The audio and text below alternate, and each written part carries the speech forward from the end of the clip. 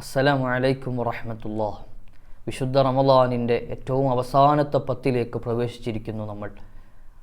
ആഖിറുഹു ഇത്ഖും മിനന്നാർ, നരകമോചനത്തിൻ്റെ കാലം, സ്വർഗപ്രവേശനത്തിൻ്റെ കാലം.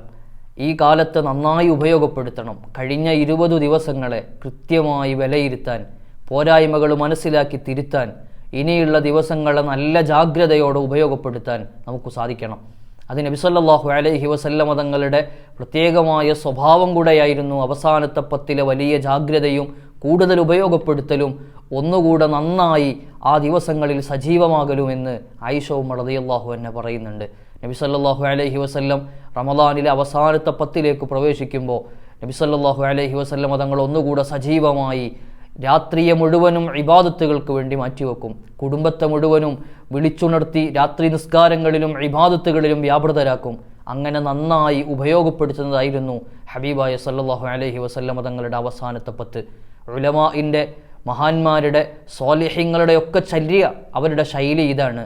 അവസാനത്തെ പത്തിന് നന്നായി ഉപയോഗപ്പെടുത്തലാണ്. നമുക്കും അതിന് സാധിക്കണം.